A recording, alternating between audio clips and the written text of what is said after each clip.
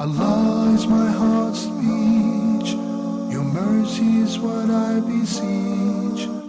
Keep in my heart your remembrance, and in your deen allow me to advance. Help me in my quest, permit me to pass the ultimate test. Help me in my quest, permit me to pass the ultimate test. السلام عليكم ورحمة الله وبركاته. بسم الله الرحمن الرحيم. الحمد لله والصلاة والسلام على نبيه ومصطفاه سيدنا محمد وعلى آله وصحبه ومن والاه وبعد. Dear viewers everywhere, welcome to another live edition of your program Ask Huda. Our phone numbers beginning with area code are 002-011-2500-8679. Alternatively, area code 002-010-246-4583, and my account on the Facebook is msalah official, and the email address is ask@huda.tv. Barakallahu feekum. We'll be more than happy to start taking your calls and concerns as soon as you start ringing in, insha'Allah Azza Jal. A clarification with regards to the last week's episode. For many of you did not know that actually we were not live due to the fact that we lost power. We lost power because we couldn't afford to pay the pending bills. And by the grace of Allah, somebody made a commitment. Accordingly, we're able to sign a check that we will pay on time, and we made a schedule to settle the payments. But it is really a difficult time.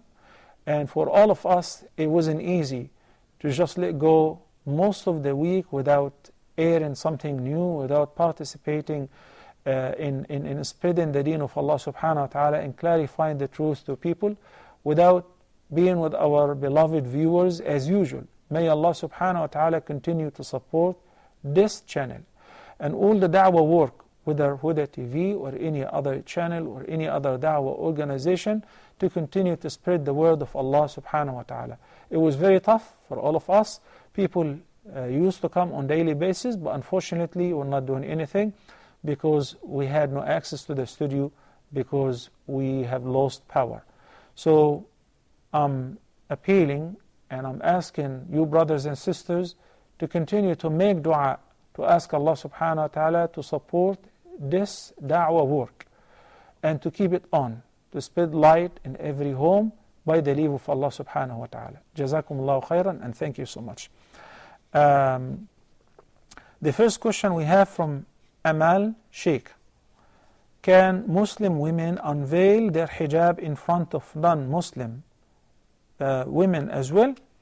When Allah subhanahu wa ta'ala said أَوْ نِسَائِهِنَّ, it means they are not blameworthy if they do not wear hijab before other women.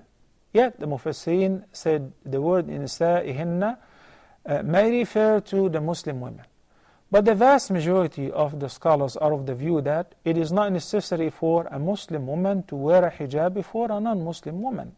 If you're talking about covering the hair and the neck or the arms and the legs, that is not necessary, except if there is a fear that this woman is not a trustworthy woman and she can, this is what they said in the traditional books, and now we're going to apply this to our contemporary time, that there is a fear that this woman may describe the Muslim woman before others because she's not trustworthy. Then in this case, you should cover up yourself. Well, nowadays there is something that's even more dangerous than mere describing. There is, taking pictures, capturing images on the phones, by digital cameras, by any other mean. So you have to be careful. In case of feeling insecure from all of that, then it is not required for a Muslim woman to wear hijab before another woman, even if she is non-Muslim. You go to the doctor, you go to the hairdresser, you go to these places, just make sure that you're not, subjected to being captured on camera or something like that.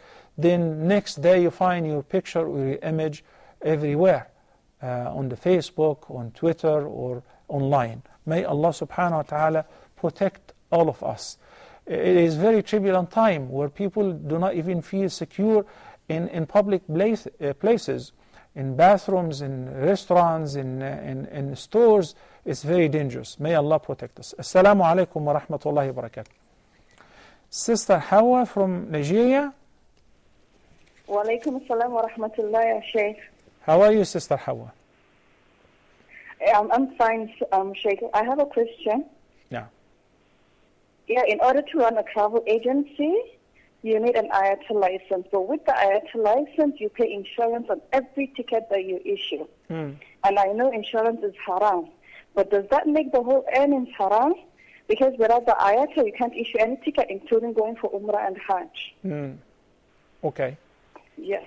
Right. I just want to know if the earnings is halal or haram. All right. Thank you. Sister Hawa from Nigeria. Assalamu alaikum.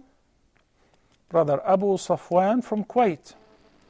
Assalamu alaikum, Sheikh. How are you? Wa alaikum assalam wa rahmatullahi wa barakatuh. How are you, Brother Abu Safwan? Alhamdulillah, fine. You escaped from the cold weather in Canada, right? No, I don't. Nowadays I'm in Kuwait. Okay. My family is here, including your son, my son Musab, the youngest. May Allah bless you and your family. Go ahead, Abu Safwan. Yeah, okay. Sheikh, my son, he is Down syndrome. If you remember, during your visit to Kuwait, you had pictures with him. Yes. So he's now, alhamdulillah, 14 years. MashaAllah. But still, you see, obviously he's totally depending on us. So it is he only allows very few people to touch him. So his mother and brother, they actually clean him, taking to shower, washroom, and everything they have to do, and even washing and all other things. So my question is, my wife, she was asking if he has to perform wudu every time whenever she takes him to washroom and clean, and you see. So this is what, or once the wudu is there, that is enough. طيب. Barakallah feek. Jazakallah khairan, Abu Safwan. Thank you. Sister Hawa's question with regards to opening a travel agency and the requirement of paying insurance per, clients or whatever.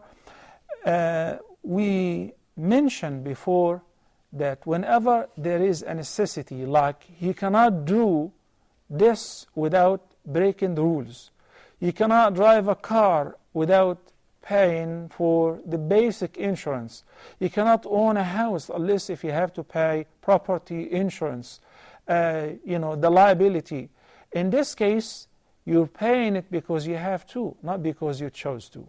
This is not the premium insurance. So in this case, you pay it and there is no blame on you. People have to travel, people have to go for Hajj, people have to do business and so on. I didn't choose to do it. المشقة تجلب التيسير. This is a fiqh rule in jurisprudence.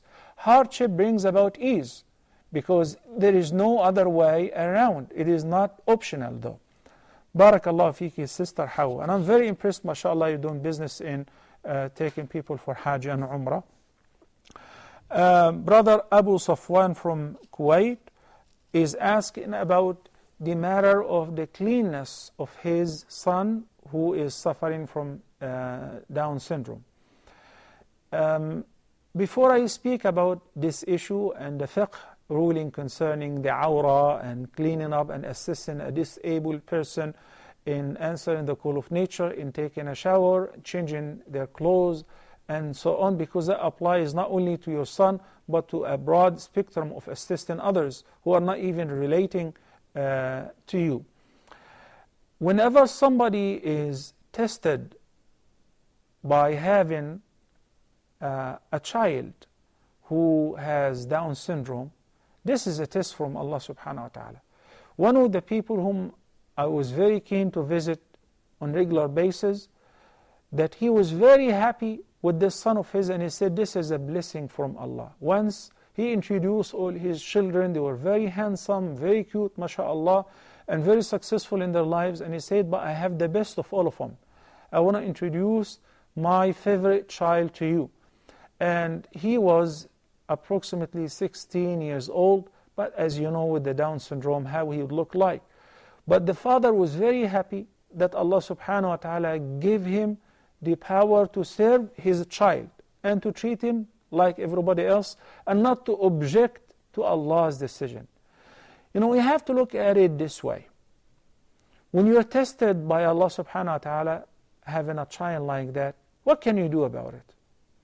Objecting, condemning, and crying day and night will not do you any good, will not change the situation, nor can you take the life of your own child or of any other person, But being steadfast, being patient, and serving this child due to his or her disability is a blessing from Allah, is a blessing that Allah subhanahu wa ta'ala will reward you for it, tremendous reward. So may Allah subhanahu wa ta'ala bless you, Abu Safwan, and every family who are having a child like that, may Allah assist them, give them patience, and increase the love to such child. Allahumma ameen. In this case, Abu Safwan, as you know that a person has a awra. The awra is a body part which should be covered. Even before your parents, before your brothers and sisters, and before your own children who are from your own line, there is a awra. It must be covered. In his case, the awra is from the navel to the knees. And there is a awra mughallada, the major part which should be covered and not touched, which is the private part, the front and the rear private part. But in order to perform tahara and in order to take shower, in order to do what is known as istinja, cleaning up after the urination, if the person cannot assist himself, if he is under any circumstances, sick, where he cannot move himself, paralyzed, have whatever syndrome or disease, then the person is simply required to wear something like thick gloves so that his or her hands would not come into direct contact with the person's awra, even though the person is sick. Okay? In addition to using, of course, the wash rag or the pads in order to clean up the impurities and avoid looking at the awra. May Allah subhanahu wa ta'ala bless you and your family and reward you tremendous reward for looking after your son who is having Down syndrome. Jazakumullah khair. Assalamu alaikum. Sister Fatima from Gambia.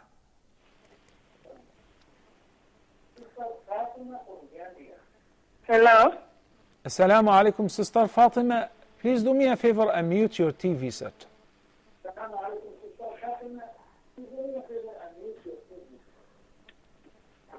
Okay, sorry.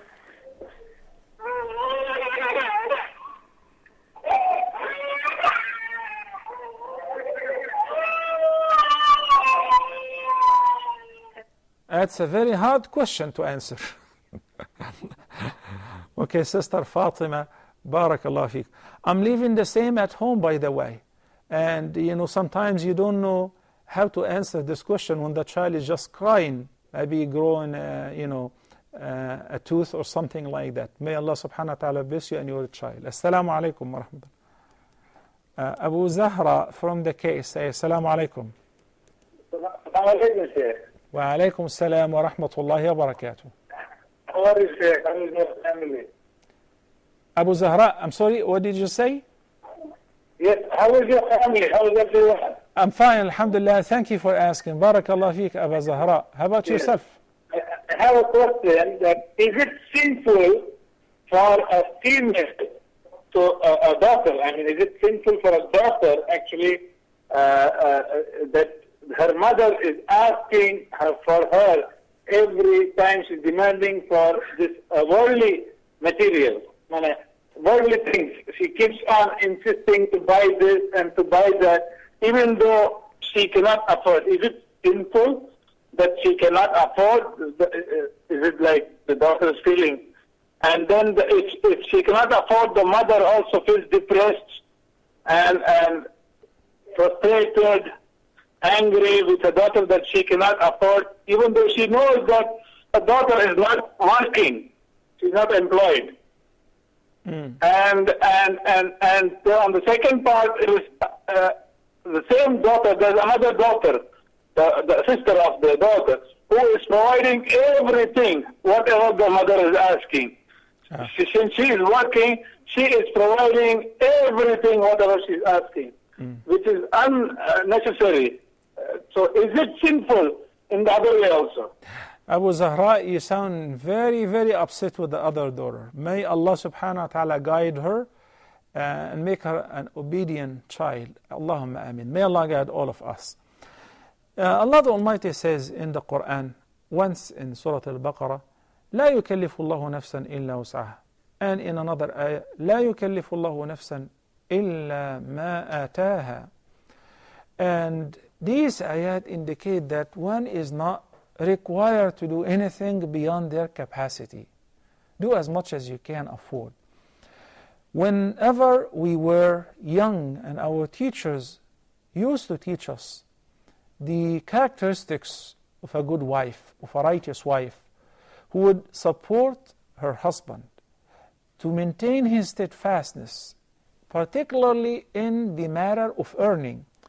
Because if a woman is very demanding and the resources of the husband are very limited, he may as well end up accepting rishwa, or stealing, or taking any money without any right, or having to do something wrong in order to satisfy his child or his wife or the person who's been demanding, and he doesn't know that the person, al-a'il, the family father, is with limited resources and he's short-handed.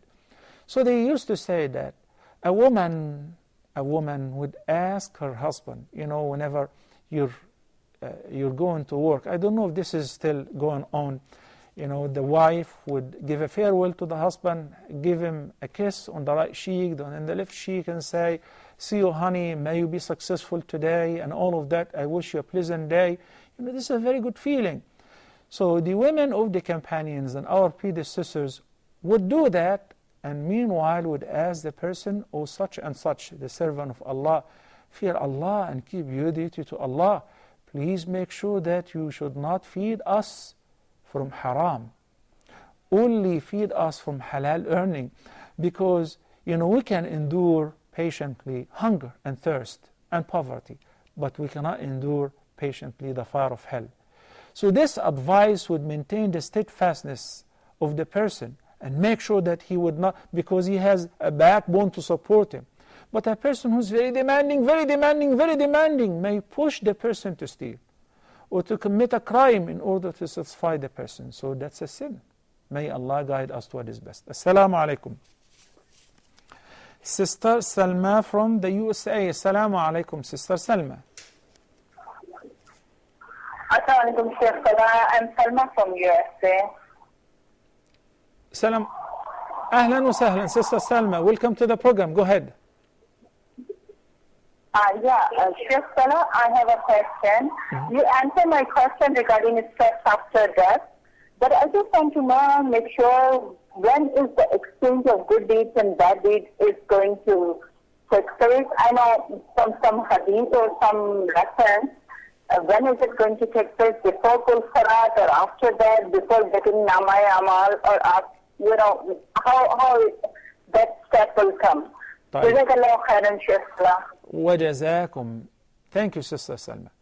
With regards to weighing the deeds, the good versus the bad, that was mentioned several times in the Quran.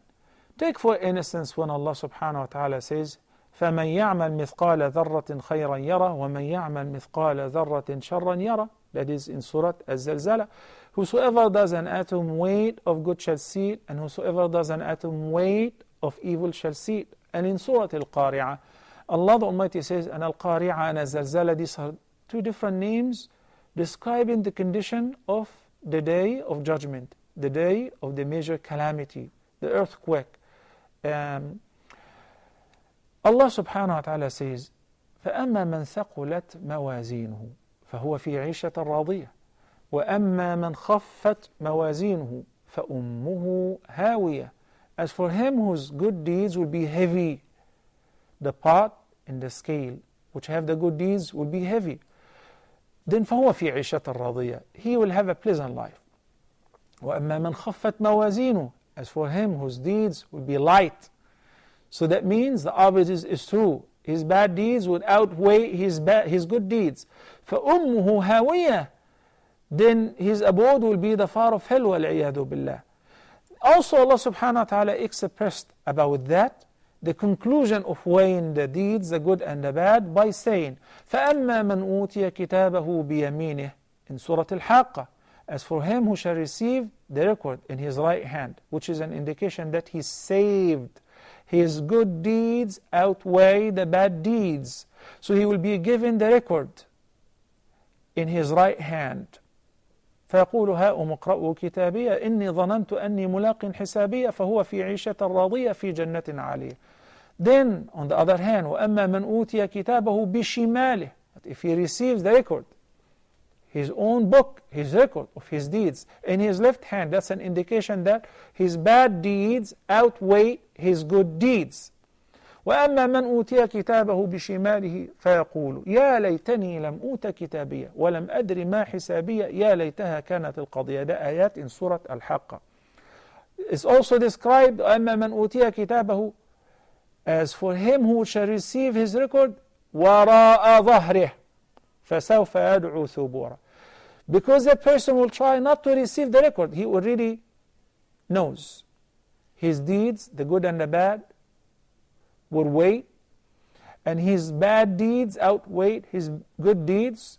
So he's expecting to receive his record in his left hand. He would run away, but the record would follow him, and he will end up taking it, as the Quran says, from behind his back. وَأَمَّا مَنْ أُوتِيَ كِتَابَهُ وَرَاءَ ظَهْرِهِ فَسَوْفَ يَدْعُو ثُبُورًا وَيَصْلَى سَعِيرًا. May Allah subhanahu wa ta'ala protect us. When would this happen? That is called the reckoning. And al-hisab will be after the major shafa'ah, after the Prophet sallallahu alaihi wasallam will intercede, after the day of its length will be similar or equivalent to the length of 50,000 years of our time. يوم كان مقداره 50,000 سنة فاصبر صبرا جميلا إنهم يرونه بعيدا ونراه قريبا. This is what the Quran says. And we believe in the unseen. We believe in what Allah subhanahu wa ta'ala said. So people will be standing, and we spoke about the horror of the day. Its length will be 50,000 years for the criminals, for the wicked ones. But for the believers, Allah will make it seem like it was just, a couple hours. Then the Prophet sallallahu alaihi wasallam will intercede when no one else would dare to intercede, and his intercession will be accepted to begin the reckoning, to begin the hisab. Assalamu alaikum wa rahmatullahi wa barakatuh. Sam from the USA, assalamu alaikum. Walaikum salam, Dr. Salah. How are you? I'm fine, alhamdulillah. Thank you for asking, Sam. How about yourself? Good, alhamdulillah. So I had a question regarding investing here in the United States. So we have a program here called Amana, which is an investing fund, which they select halal, as halal as possible, stocks and other companies that we can invest in for retirement. Yeah. So some scholars believe that it's okay, some believe that it's not, and I'm not sure, what kind of decision to make, because I don't understand all the financial rules behind it. Okay. But they have. I'm aware of the Amana Fund. So if you're asking about that, I'll be happy to answer this question, inshallah. But do you have any other questions? There's one question from Abu Safwan. He asked about his child with special needs, if he has to do wudu after going to the bathroom. Yeah. Okay. And that's it. That's all my questions. Sure. Jazakallahu khairan. Okay, we have two questions. Let me answer the second first. A child or a person with special needs, does he have to perform wudu after using the bathroom? That depends if the person with special needs is attentive, is aqil, is sane. Because a person could be with special needs, but he is sane or she is sane. Then they are required to pray. They are required to pray. And if they're required to pray, then they're required to perform tahara. Even if they're disabled, others should assist them. What if they don't have any assistance? Tayammum. What if they don't have the power to perform tayammum? Yesterday, I visited the person whom I have been visiting for the past 4 years. May Allah subhanahu wa ta'ala have mercy on him and his family. Have a very rare disease. All of a sudden, a grown-up young man graduated, got married. Once he had his first child, he started having this disease. Very, very rare, like 1 per several million worldwide would have this disease, where the muscles would not function anymore and would shrink. And he would start gradually losing his faculties of senses, but he's aware of what is going on. So whenever I visit him in this condition, he's completely paralyzed. Completely paralyzed. He doesn't move anything. Even the breathing now is through the tube. Okay? Does he have to pray? Believe it or not, yes. He feels very good after the visit, though, because he's reminded, and he's reminded with the great reward that he will earn through being patient. And he's reminded that even in this condition, as long as you are conscious and you are aware of what is going on, you have to pray. Then the question comes, which is, how? How am I supposed to pray in this condition? You pray by your eyelids, moving your eyelids, because he doesn't move any other body part. What if he does not even move his eyelids? Pray by the heart. And the person in this condition can combine the prayers. So to answer this question, we say, if the person with special needs or disability, no matter what kind of disability, if the person is conscious, if the person is sane, if the person knows what Allah required him to do, then he should do it. And Nabi sallallahu alayhi wa sallam said, صَلِّ قَائِمًا. Pray while standing. That is in the fard. It is mandatory. فَإِن لَمْ تَسْتَطِعْ فَقَاعِدًا. If you fail to stand up because of any disability, sickness or disease, then sit down and pray. What if you can't? فَإِن لَمْ تَسْتَطِعْ فَعَلَى جَنْبٍ.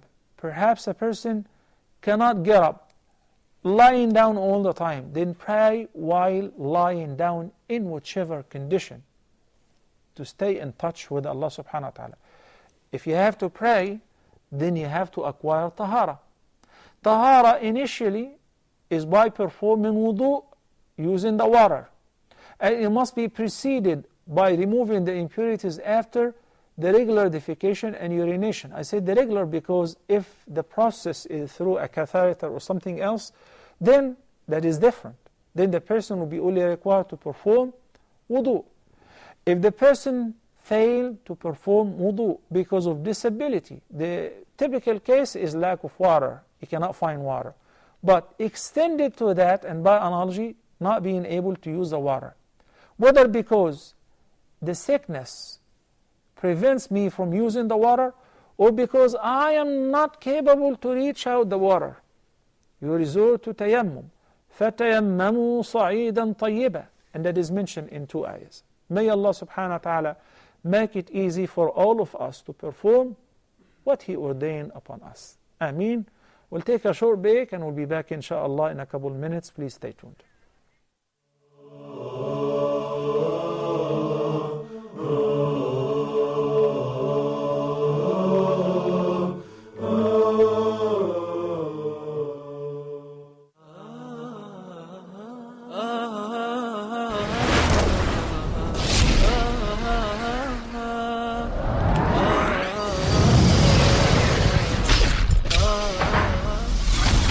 O Allah, to you belongs all praise.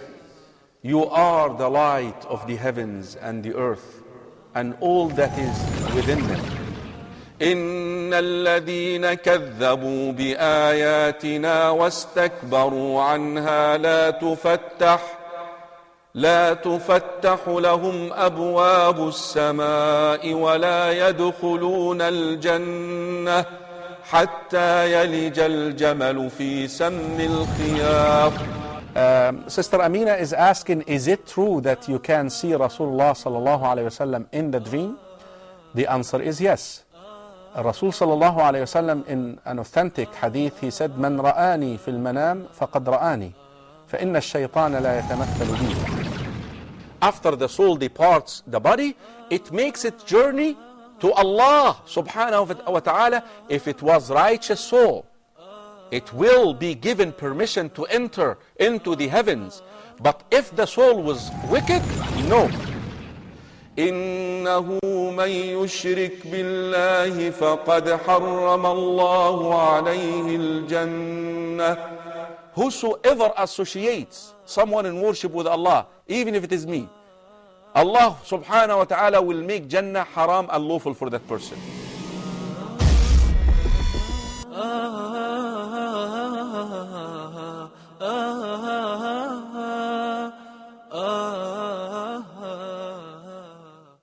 Huda TV's social media sites are the best way to contact us from anywhere around the world. Stay connected with Huda TV's latest news and programs through Facebook, Twitter, Google+, YouTube, Skype, and Instagram. It's fast and easy. Stay up to date with your favorite shows and scholars today. Huda TV, a light in every home.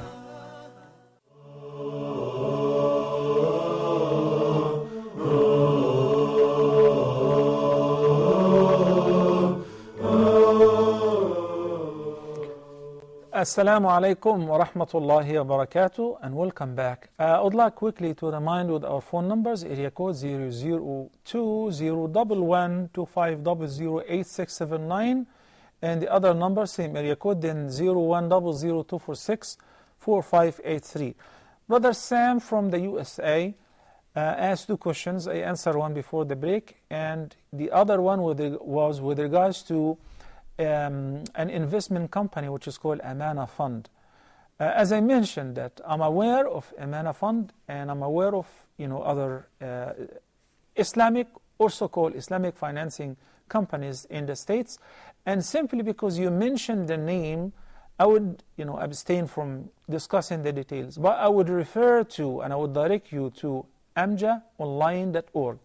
amjaonline.org. There is a detailed fatwa. Resident scholars in North America have issued a detailed fatwa in this regard, which would give you comfort, inshaAllah Azza Jal. It's called Amja Resident Fatwa Committee Resolution about Islamic Finance. It's amjaonline.org. Barakallahu feekum wa jazakumullahu khayran.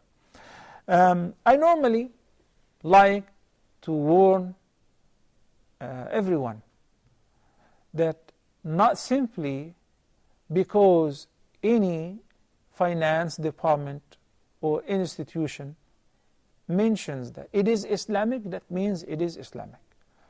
What really determines whether it is Islamic or not, the dealing, the contracts.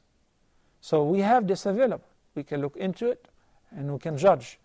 And through looking and investigating the records of these companies, not only this particular one, other companies as well, the Amja committee issued the fatwa with regards to which company is Sharia compliant and really does Islamic finance, and which one is not, and which one is missing a few articles. If they were to correct, they would be perfectly Islamic financing companies. Barakallahu feekum. The following question is from Ayah Salama. Two questions actually. The first is it kufr if a Muslim watches movies that involve kufr? For example, if the actor says something bad about Allah subhanahu wa ta'ala. The second question is related to it. If a Muslim is sitting with a group of people and they are talking about kufr, and the Muslim doesn't leave the group, but he hates what they're saying in his heart, does he become a kafir? There are a couple ayat in the Quran which address this particular matter. We'll tackle one of them. Ayah number 140 of Surah An-Nisa. In this particular ayah, Allah the Almighty says, Surah An-Nisa is chapter number 4 and ayah number 140. وَقَدْ نَزَّلَ عَلَيْكُمْ فِي الْكِتَابِ أَنْ إِذَا سَمِعْتُمْ آيَاتِ اللَّهِ يُكْفَرُ بِهَا وَيُسْتَهْزَأُ بِهَا فَلَا تَقْعُدُوا مَعَهُمْ حَتَّى يَخُوضُوا فِي حَدِيثٍ غَيْرِهِ إِنَّكُمْ إِذًا مِثْلُهُمْ إن الله جامع المنافقين والكافرين في جهنم جميعا. This is very serious. It is indeed true that the Prophet ﷺ said the levels of changing the evil are three. The hand refers to the authority if you are an authoritative person. And you should not skip this to the second, lower grade, if you have the power. If you are the family father, if you are the principal, the administrator, the mayor, and you have an access to stop what is evil and what is bad, because you have the authority, then it is your duty to use this authority to stop what is evil, no matter what evil it is. The second is preaching. The du'a, the muslihun, they give the advices, they talk about it, they hold meetings, seminars and conferences, they write articles. This is their duty because this is what they own, the word. The third is ordinary people and laymen who can neither use power to change the evil nor can talk about it. Then the last degree of changing the evil is to detest it by your heart. What does it mean to detest it by your heart? When somebody is watching an action movie, a new Hollywood movie, and he's enjoying the movie, but there is some bad in it, and he continues and he says, I hate it. It was awful. But you did watch it. And you had the remote control. You could have turned it off. Why do you still watch it? When you hear filth in it, when you see nakedness in it, when you see, all what Allah has forbidden in it, why do you continue to watch it? I was just learning English. Come on. This is not an excuse. I'm just giving you some of the false excuses. So for choosing to sit and attend the filth, you chose to be a part of it. Then it becomes even worse when this is happening physically, when a group of people, وَقَدْ نَزَّلَ عَلَيْكُمْ فِي الْكِتَابِ, that is in Surah An-Nisa, Allah has revealed in the book, this is Quran. And إِذَا سَمِعْتُمْ آيَاتِ اللَّهِ, if you happen to hear the ayat of Allah, the words of Allah, the rulings of Allah, يُكْفَرُ بِهَا وَيُسْتَهْزَأُ بِهَا. Some people are mocking at the ayat of Allah, disbelieving in Allah, criticizing the Prophet of Allah subhanahu wa ta'ala.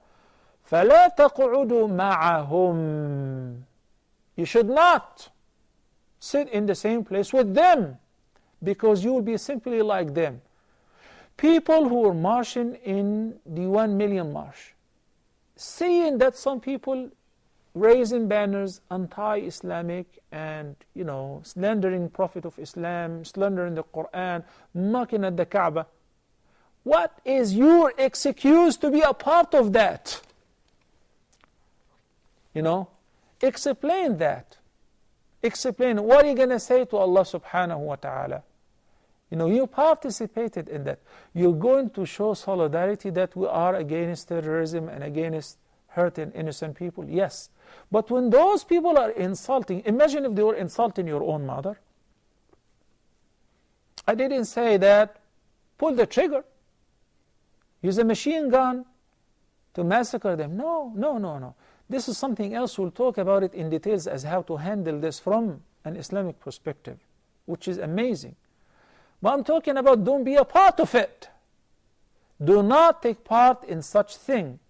People are sitting and mocking at Allah and saying the word of kufr and mocking at the Prophet of Allah subhanahu wa ta'ala.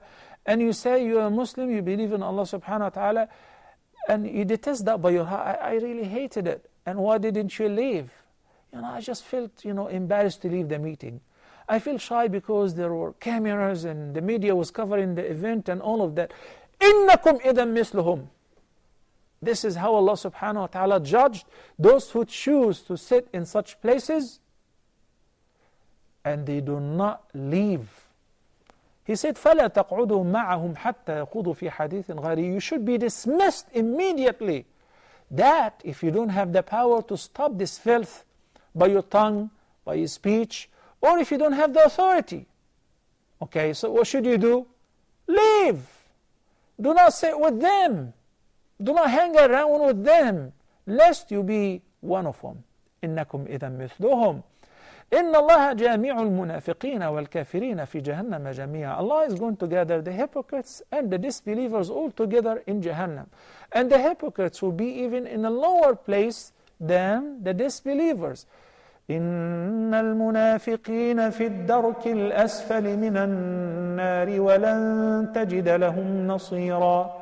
Most surely the hypocrites will be in the lowest place in heaven, in hell, and you shall find no support to them. May Allah the Almighty protect us against that. Assalamu alaikum.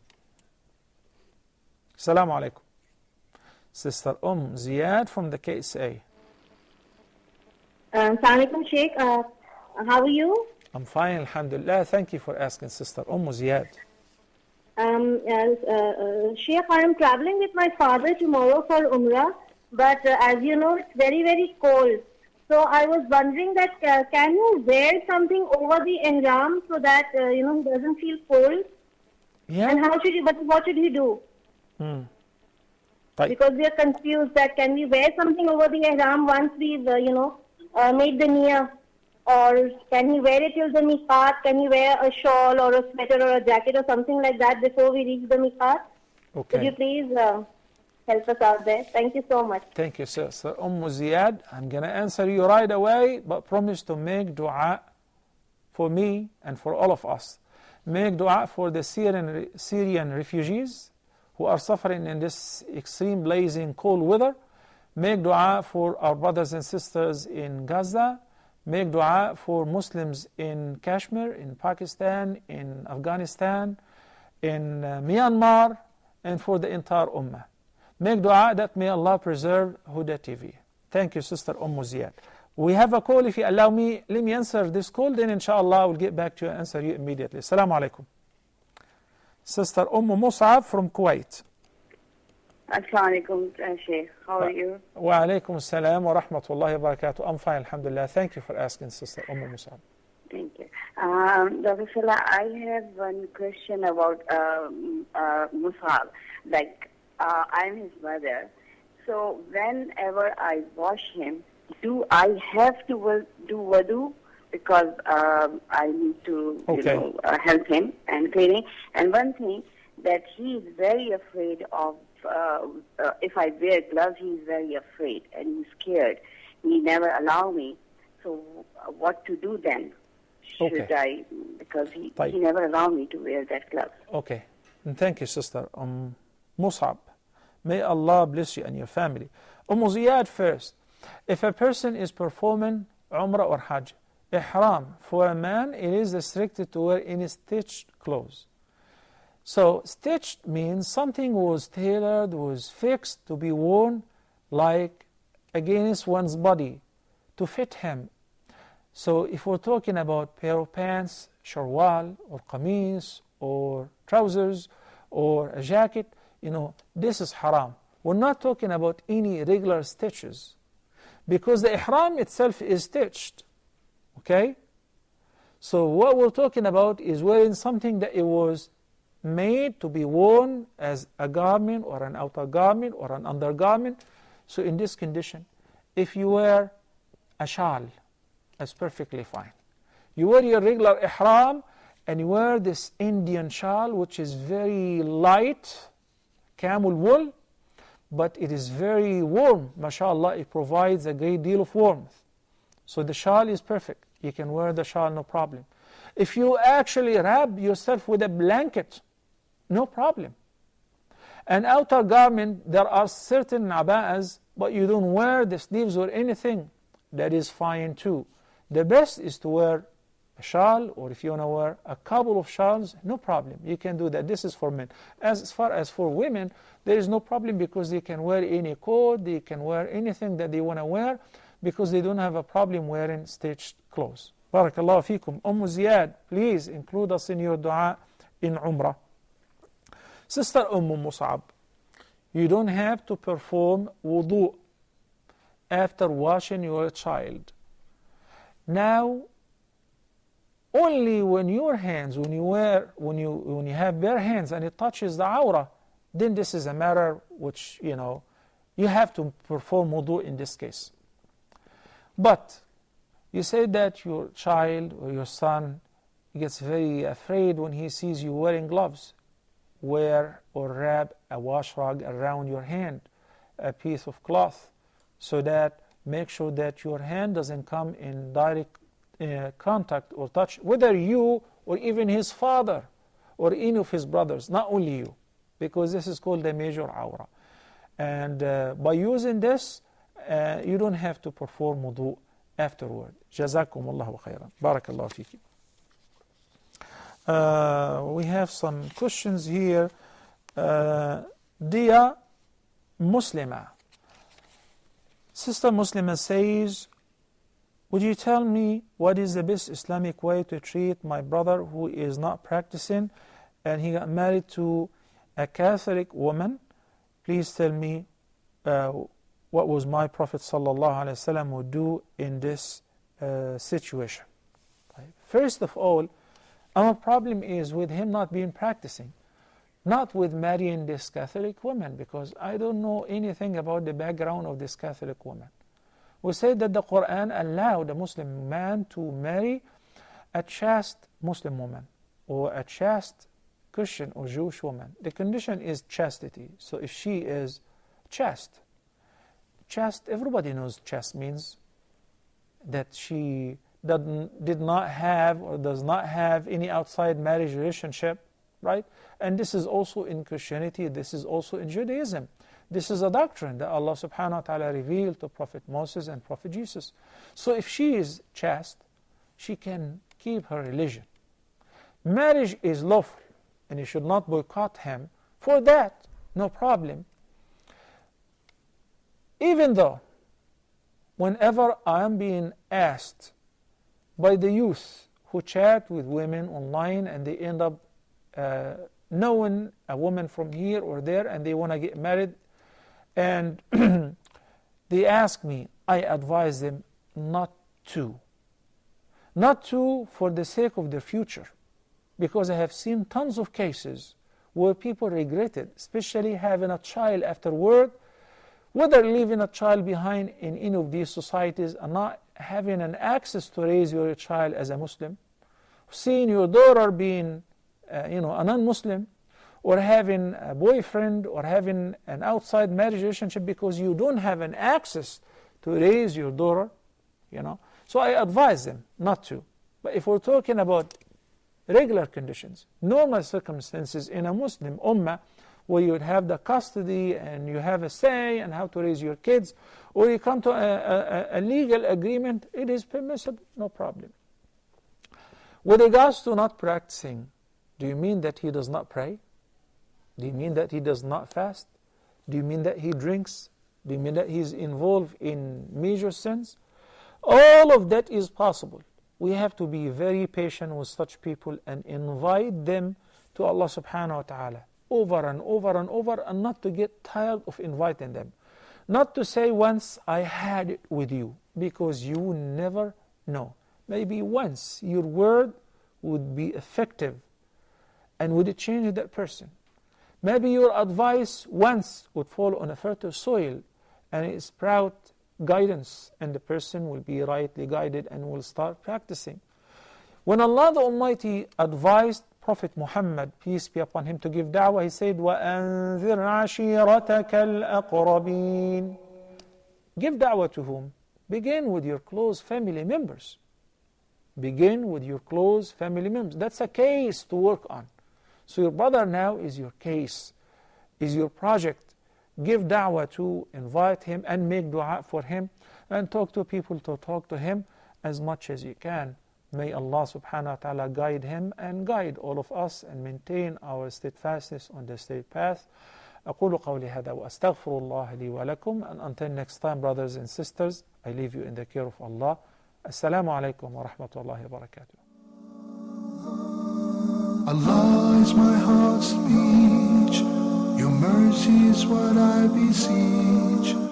Keep in my heart your remembrance and